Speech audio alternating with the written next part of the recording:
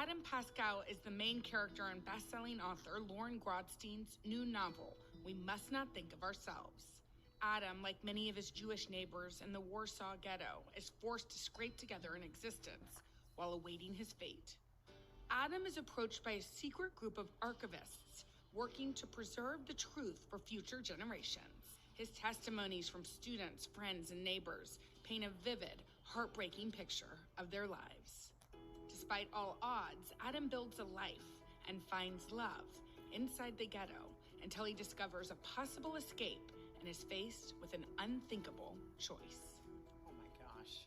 Well, first of all, a warm welcome to the Bookettes. The book club from Long Island. You guys have been together for 16 years. Oh. Don't you love having the book club? I love having a book club. We're so happy that you're here. Laura, and hello to Lauren. Yes. Thank you for being here. Thank you for having me. Okay, this is a very personal book for you. It all stemmed from a family trip that you took, and really your grandparents. That's correct. Tell us about it. In 2019, before the pandemic, my sister took our family on an extended trip to Warsaw, which is where our family was from. And toward the end of the trip, we saw all sorts of things. And at the very end, we stumbled into this archive. And written on the wall of the building were the words, what we've been unable to shout out to the world. And it was written in Hebrew, Polish, and English. And I thought, that's interesting. Yeah. And then you walk up the stairs and you see notebooks, you see watercolors, newspapers, and it turns out it's all been collected and buried under the ground in giant milk cans during the occupation of the ghetto. And I spent hours looking at all this material, and when I left, I said to my sister, there are 1,000 novels in that room, and she said, well, maybe you should write one. Oh, and you did, and it's so beautiful. I mean, what a task. I mean, that must have been that was probably a lot to carry just from your own personal perspective and to do right by the voices. So tell us how you began the process. I spent a year thinking, to be honest. I really wasn't sure if I was up for the job. I wanted to do these people and their stories justice and honor them. So I spent a year reading and thinking, and then finally when the pandemic started, and everybody needed something to do, I thought, well, I'll try.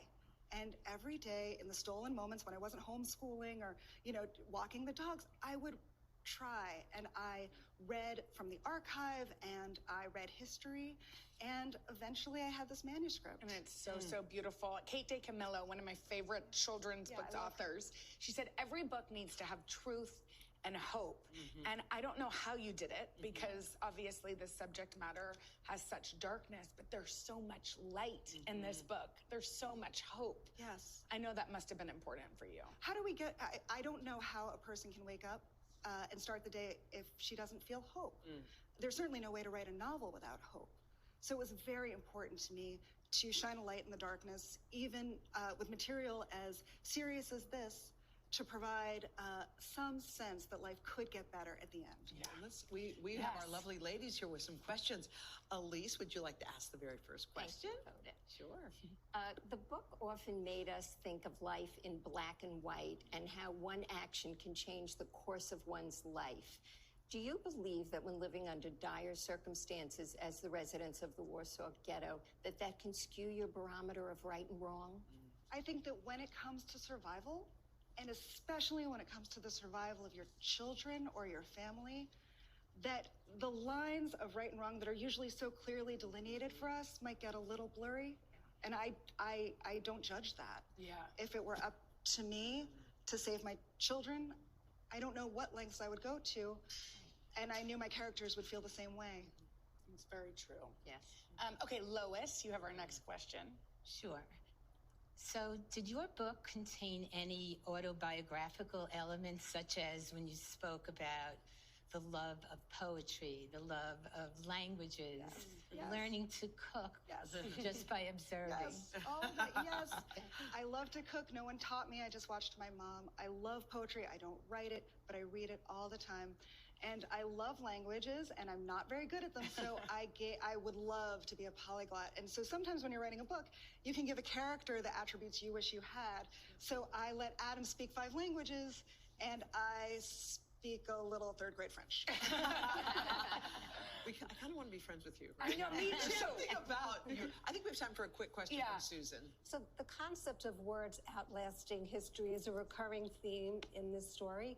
But given the rise of anti-Semitism in the world today, in what way does keeping records really make a difference here? Well, I think that it is up to us to tell future generations who we were and what the truth was. I know that every person has his or her own truth, but letting our children, our grandchildren know what our truth was matters maybe now more than ever. So I know that that's how these characters felt, and I know too that that's how I feel. Yeah, that's why books like this and Diary of Anne Frank belong in libraries. Lauren, thank you so much. We adore you. We must not think of ourselves. It's a beautiful read. It's hopeful and lovely. Go to today.com/read with Jenna. Way to go, Lauren.